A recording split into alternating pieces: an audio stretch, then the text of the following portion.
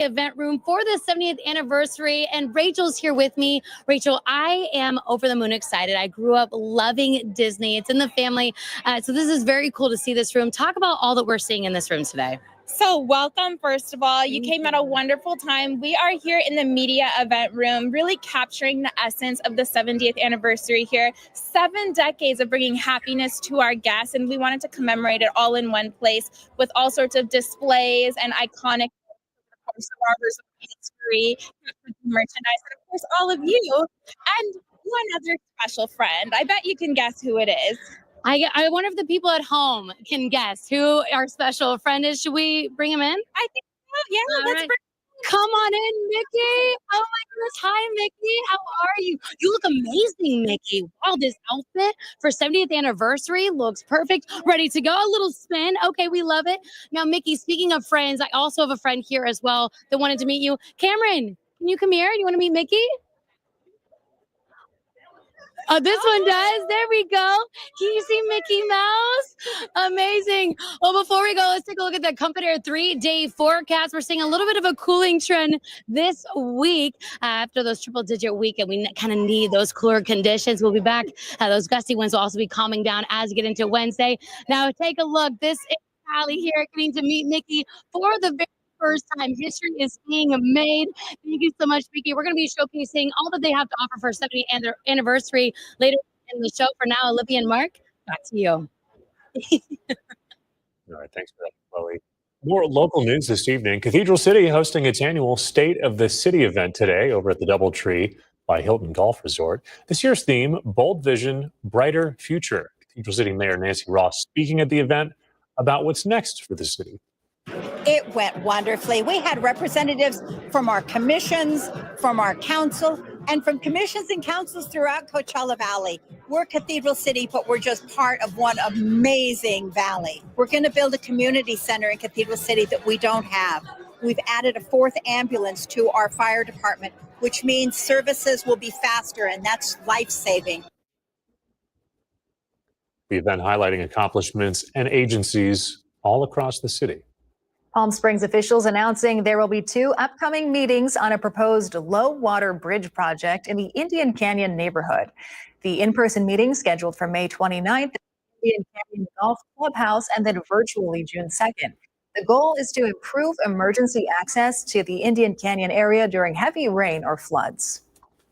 More than 3,000 students, including graduates from Cal State San Bernardino's Palm Desert campus, will mark a major milestone during a 2-day commencement over at Toyota Arena in Ontario this weekend. Officials announcing yesterday the ceremonies will take place this Friday and Saturday at the arena, with roughly 3,100 students from both the Palm Desert and San Bernardino campuses expected to graduate. Palm Springs Unified School District is hosting a mental health awareness workshop, and it's this weekend.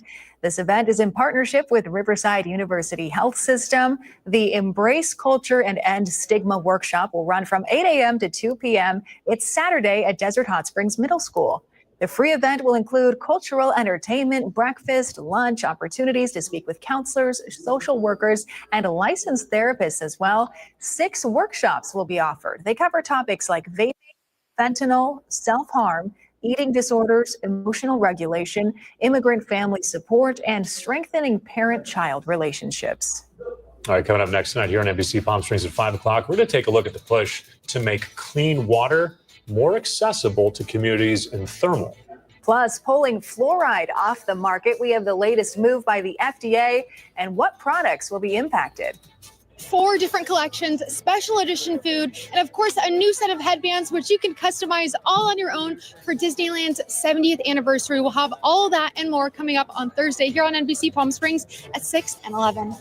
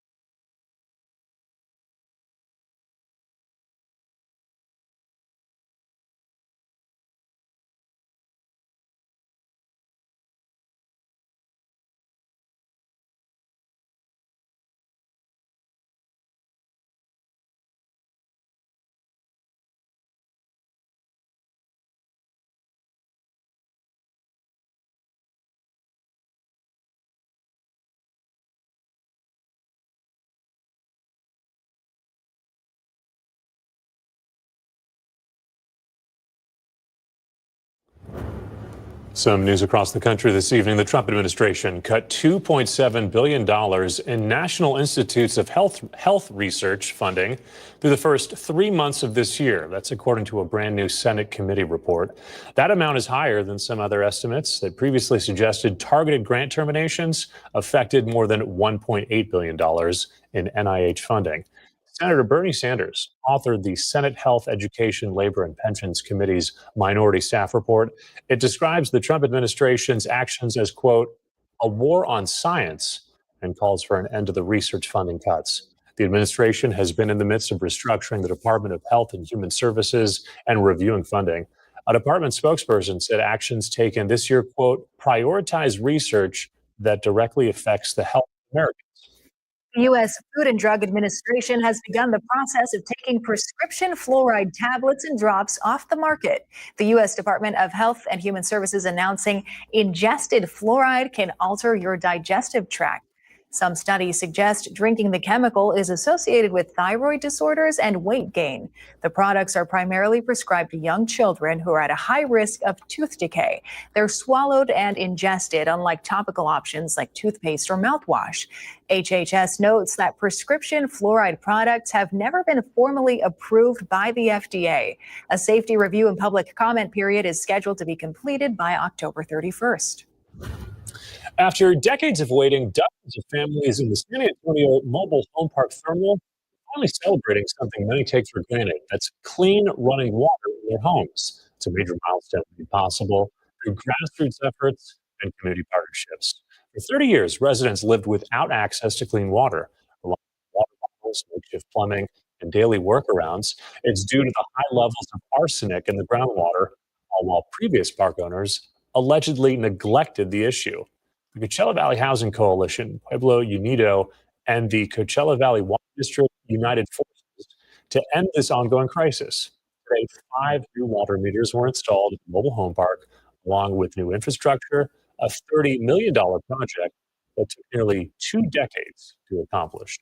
It's not humane for families living in California, which is now the fourth economic power in the world, to be under these conditions.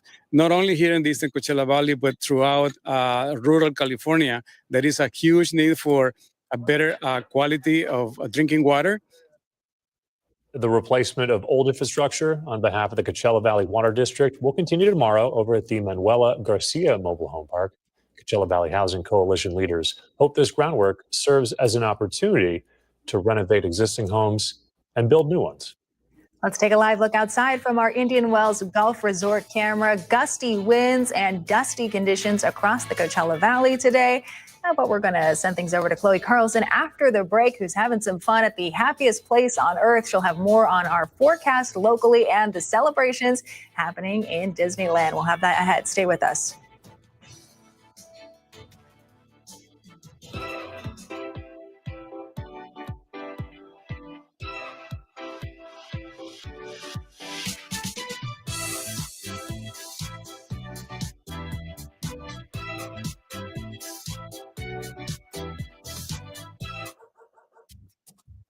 They say dogs are a man's best friend, but at NBC Palm Springs, we're a dog's best choice for news. Apologies to our competitors, but even your dogs know who leads the pack in news.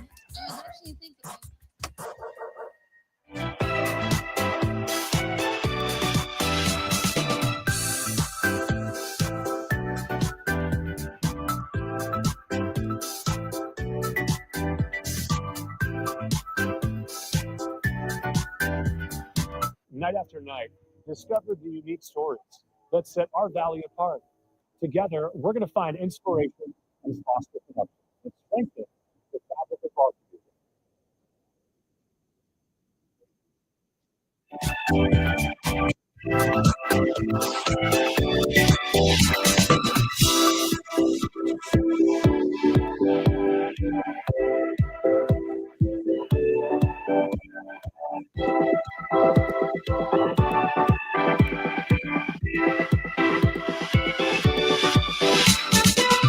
Babies are experts at paying attention to only what is genuinely fascinating, and we couldn't agree more.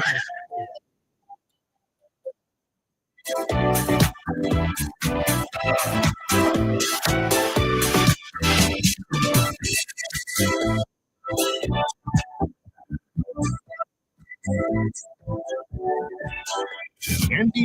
Palm Springs News. Even astronauts tune in for their news.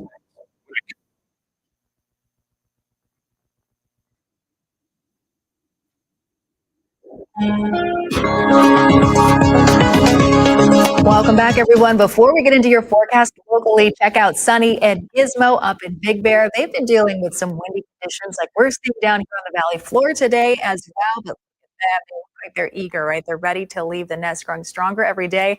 I do want you to notice some new additions around the nest. You see those sticks that have been placed right around its perimeter? They're going to Big Bear Meadow, kind of like that.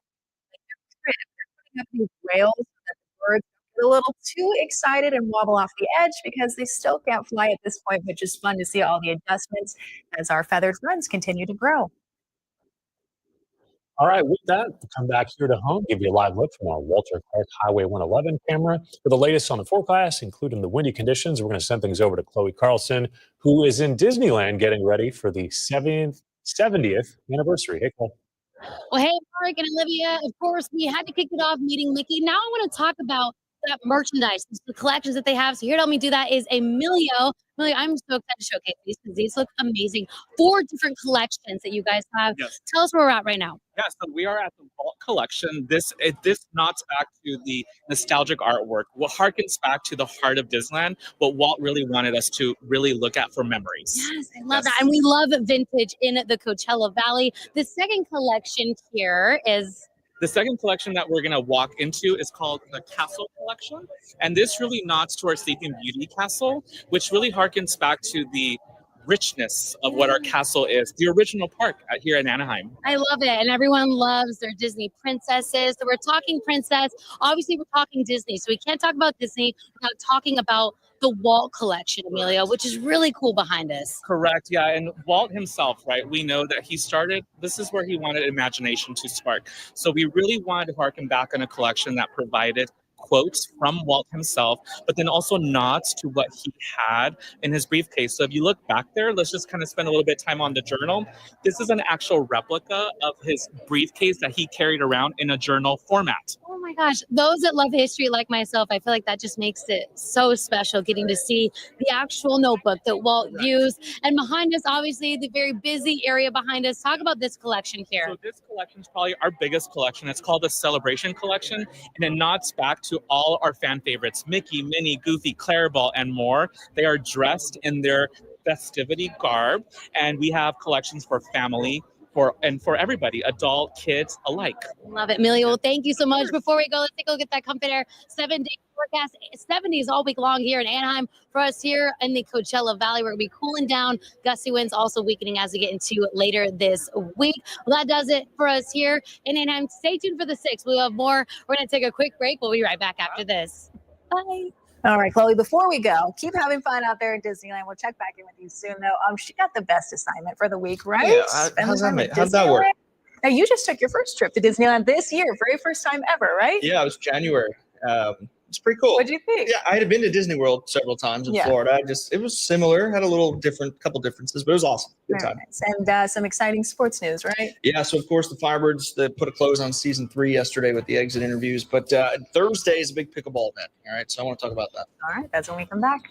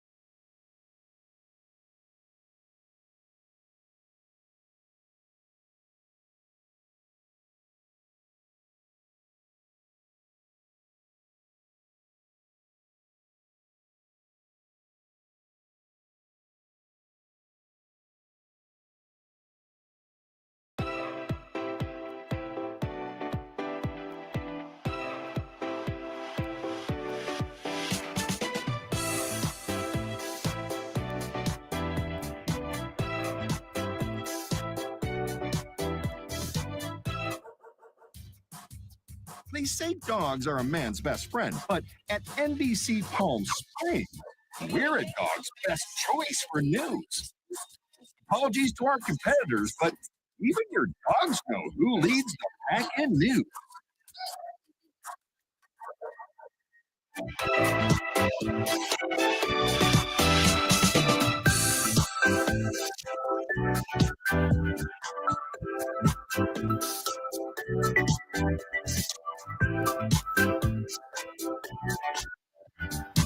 Night after night, discover the